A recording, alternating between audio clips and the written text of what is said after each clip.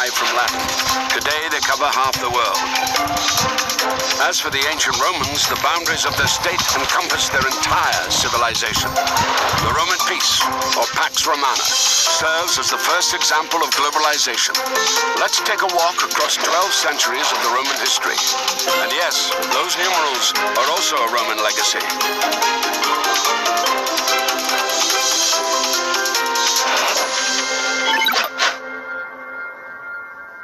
What is Rome? A city on 7 hills, capital of Italy. But that is today. And 2,000 years ago, there it is. Another 1,000 years ago, there. A tiny tribal settlement of the Latins by the river Tiber. How did this manage to conquer the world? First, it was lucky with its neighbors. To the north, the Etruscans of modern Tuscany, a mysterious people whose language has never been fully deciphered. To the south, Greek colonies. These peoples all traded with each other. It was at the crossroads of their trade routes that Rome appeared. From the very start, Rome has been an open city, a safe haven for outcasts, murderers, runaway slaves. Rome offered migrants a unique opportunity to become fully fledged citizens. This will make Rome the largest metropolitan city of the ancient world. The Romans themselves believed they were descendants of refugees from the Middle East who had survived the Trojan War. Romulus and Remus were the great-grandchildren of the Trojan hero Aeneas. Nursed by an Italian she-wolf, the brothers quarreled where to site the future world capital. Romulus killed Remus, gave his name to the city, and became its first ruler.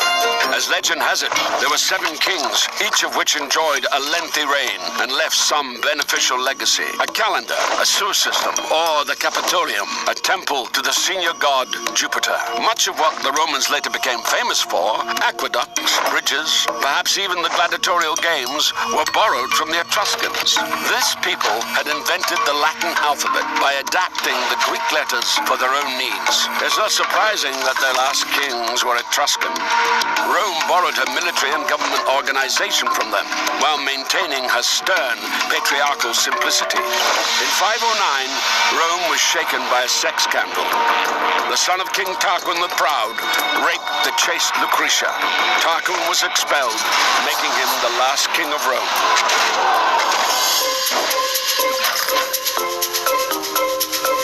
The Romans decided to prevent any such concentration of power ever again.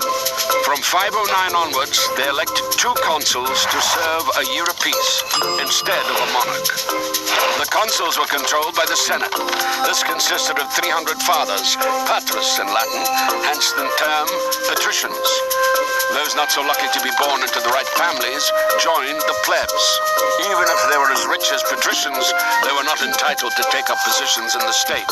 It is in the 200-year struggle for these rights that the Republic, literally meaning public thing, will be formed. The plebeians would make up the backbone of the army, and to have their own way, they would threaten the fledgling state with emigration to a neighboring hill. Each time, the scared patricians caved in, introducing, for instance, the special position of a representative, or tribune of the plebeians. These had the right to veto any decisions of the consuls. One of the main achievements of the struggle was the publication of the first written laws. By 287 BC, the plebeians had achieved complete equality of rights with the patricians.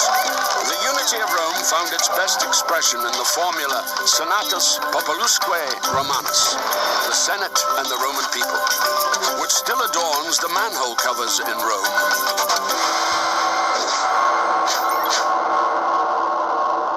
In 390 BC, the history of Rome could have come to an end. The city was unexpectedly taken by the Gauls. The guard dogs had sensed no danger, for which they would be crucified every year since. Peace awoke the last protectors of the Capitoline Hill fortress instead, saving Rome from complete destruction. The shaken Romans conducted a military reform. The Roman legion was divided into manipuli, making it more mobile in battle.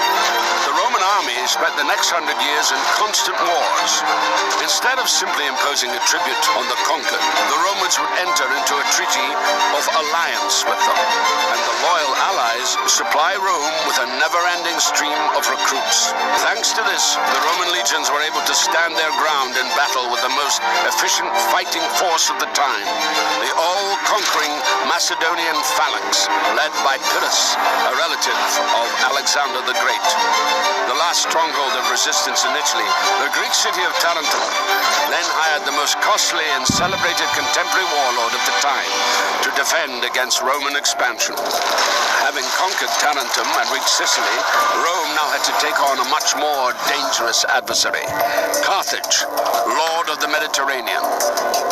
The Romans called the Phoenicians of Carthage Punics, hence the Punic Wars. They were fought over the next 100 years.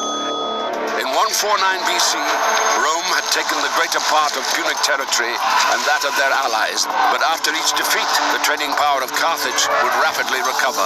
Senator Cato the Elder began to finish every speech with the same refrain: Carthage must be destroyed, and so it was done. The city was wiped out, all of its population was enslaved, allegedly plowing salt into the earth as an eternal curse. Also in 146 BC, the Romans wiped out another city, Corinth, making Greece and Macedonia Roman provinces. Rome appropriated the colossal riches of the disintegrating empire of Alexander, but the patriarchal simplicity of Rome succumbed to the sophisticated Greek culture. Greek became, in effect, a second state language. The Roman nobility busied itself learning new words, hexameter, history, rhetoric. Cicero, the most famed orator of Rome, would come to model his speeches on those of the Greek Demosthenes. However, across this immense territory, full rights were only afforded to the Romans themselves. Even other Italians, the majority of the military, had no citizenship rights. These would demand equality, declare war, and win the right to take part in managing the state. This was a total game changer. While ancient Greece remained a collection of squabbling city-states, Rome gradually extended citizenship rights to the conquered, laying down the basis for an empire.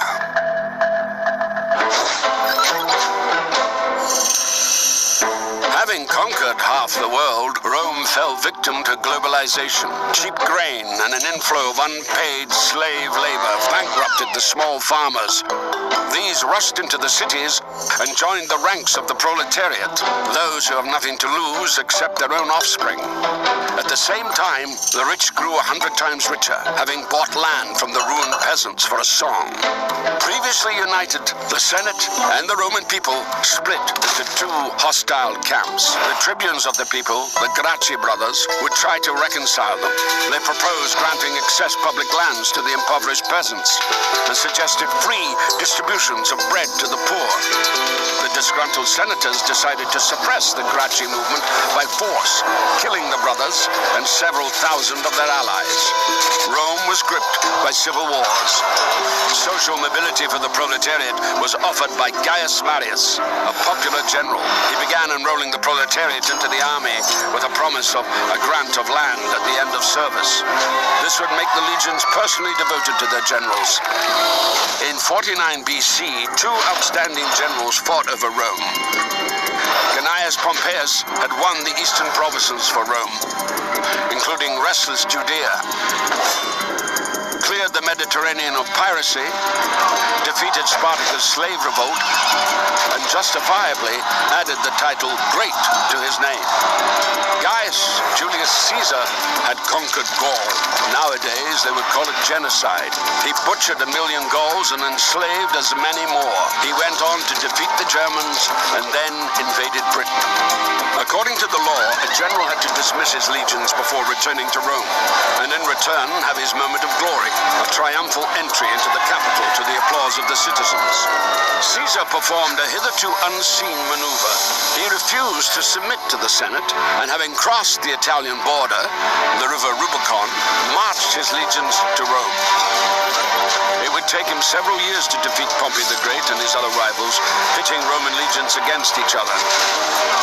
In the process, Caesar annexed new territories and gave Cleopatra the Egyptian throne. After a romantic cruise along the Nile, she would give birth to Caesarion, or Little Caesar. On his return, Caesar would add Imperator, or Emperor, to his name, a title originally meaning victorious commander, and gain control of all political positions: consul, tribune of the people, and dictator. Rumor spread that Caesar wanted to declare himself king. Conspiracy was brewing in the Senate, and Caesar was assassinated. Caesar left his wealth, quite unexpectedly for all concerned, to his grandnephew, 19-year-old Gaius Octavius. This Octavian immediately joined in the power struggle. In 31 BC, he defeated his last rival, the warlord Mark Antony, who likewise had an affair with Cleopatra. The lovers would take their own lives. Octavian was left sole ruler of a vast territory. Julius Caesar ruled for 4 years. Octavian, assuming the title Augustus, meaning the Venerable or the Great, ruled for an endless 43 years. He didn't formally abolish the Republic, he simply took control of all possible positions, making his power almost absolute. But he modestly called himself Princeps, the first senator. And even though skirmishes with barbarians continued along the borders, inside them the period of Pax Romana set in, a period of peace and stability that was to last 200 years. The empire experienced an economic upswing. Bread was distributed for free to 200,000 people. On Augustus' orders, a 500-meter basin was dug at the very center of the capital, where 3,000 gladiators mimicked sea battles on real seagoing vessels. In Rome, construction was booming. Concrete multi-story districts were growing. Augustus had to introduce height regulations, limiting skyscrapers to 6 floors. And still the citizens were unhappy. They complained about traffic jams, pollution of the waters of the Tiber, and high rents. The golden century of poetry dawned. Maecenas, a quasi-minister of culture, allocated special grants to praise the value of the state. Temples would be built in the honor of Augustus, and even a month was named after him. Thus, the cult of the Roman emperors was emerging. They would come to be venerated alongside Mars and Jupiter. After Augustus' power became hereditary, the senatorial opposition has left us vivid portraits of the first emperors.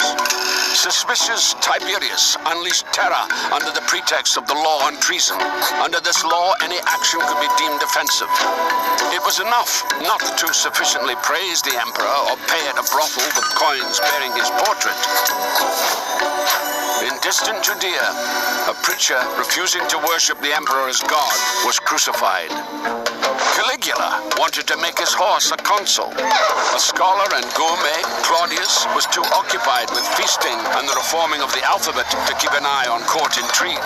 One of his wives, Messalina, was giving women of easy virtue a run for their money in the brothels, and the other, Agrippina, poisoned Claudius with mushrooms to enthrone her son from another marriage, Nero. Nero, believing that he was a born actor, not an emperor, would later kill his own mother, and then allegedly the apostles Peter and Paul. Then he again, allegedly, set fire to Rome so as to read the verses on the fall of Troy during the blaze. He would accuse the first Christians of arson and initiated their persecution. And finally, he took his own life. Most details of this era are known from Tacitus, a historian and senator who observed the degradation of republican institutions. The fate of the empire was now decided not so much by the Senate as by the Praetorian Guards, the emperor's personal security force, created back in the times of Augustus. These suffocated Tiberius with a cushion, slayed Caligula by the sword, and hailed Claudius emperor. In all fairness, at the same time, the empire grew, expanding into new territories. Roman legions conquered part of Britain, where they founded a town called Londinium. Provinces were given a transparent taxation system, and the non-Roman nobility began to enter the Senate en masse. a grandchild of an Italian peasant, Vespasian Flavius would become the founder of the next dynasty. Vespasian and Titus, suppressing the uprising in Judea, committed genocide, again according to modern day, not Roman standards, and reduced the Temple of Jerusalem to nothing but the Wailing Wall. On a lighter note, Vespasian had a jolly good Roman predisposition. He taxed the collectors of urine at the public toilets. And Titus, the destroyer of Jerusalem, would nevertheless obtain the title of Merciful. After a splendid triumph, he opened the Colosseum for the people. Titus would be called the love and consolation of humankind. And after such festivities had depleted the public treasury, Vesuvius destroyed Pompeii, plague devastated half Italy, and Titus became a god.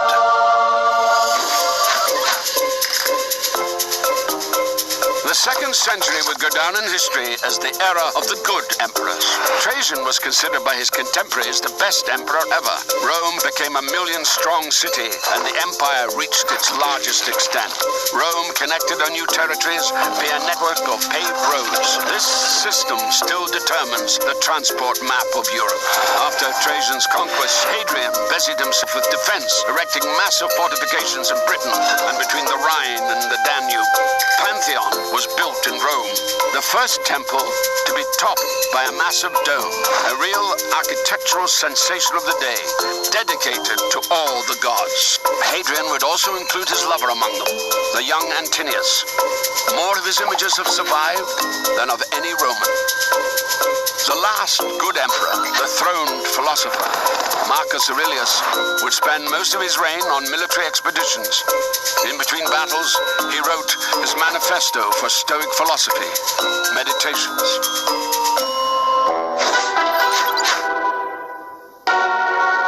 It was under Marcus Aurelius' son, Commodus, that the Pax Romana, the Roman peace, came to an end.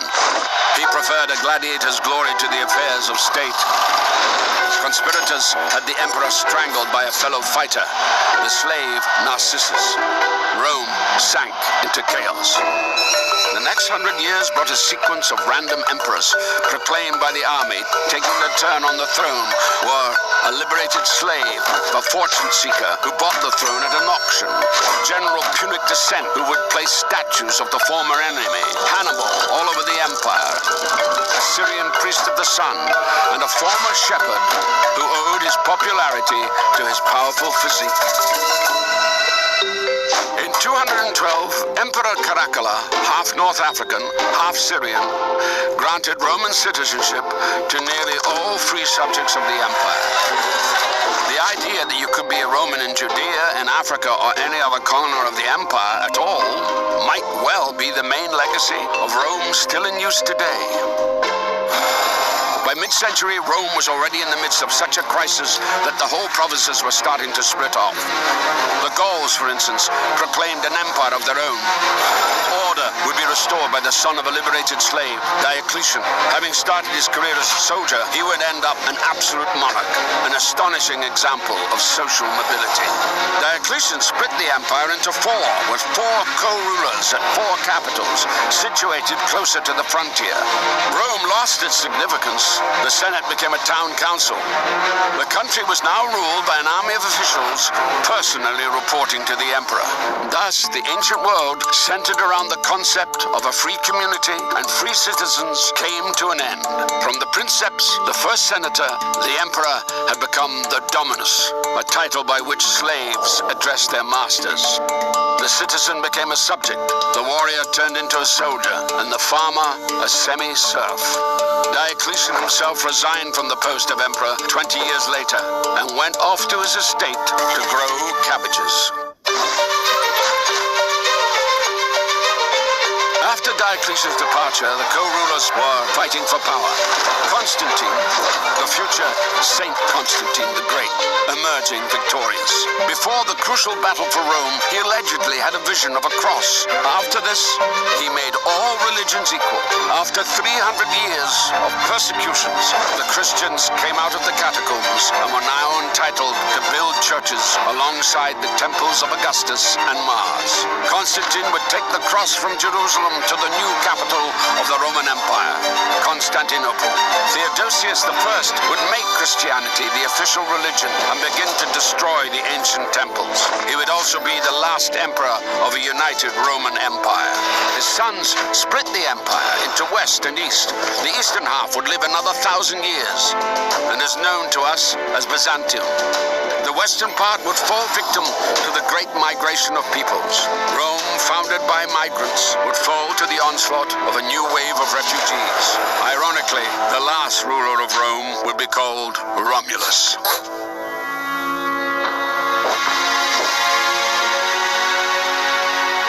In modern Rome, not far from the Colosseum and the ruins of the Forum, there is a tomb.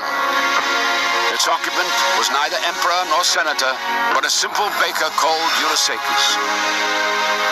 Likely born a slave into a family of Greek migrants, he later entered into a bread supply contract with the capital and became so rich that he could build such a monument for himself and his wife. Before Rome, in ancient Egypt and elsewhere, or after Rome during the Middle Ages, a man would die in the same station in life as he had been born in. The life and career of Eurysakes is an answer to the question of how Rome was able to create a global state that lasted over 1,000 years.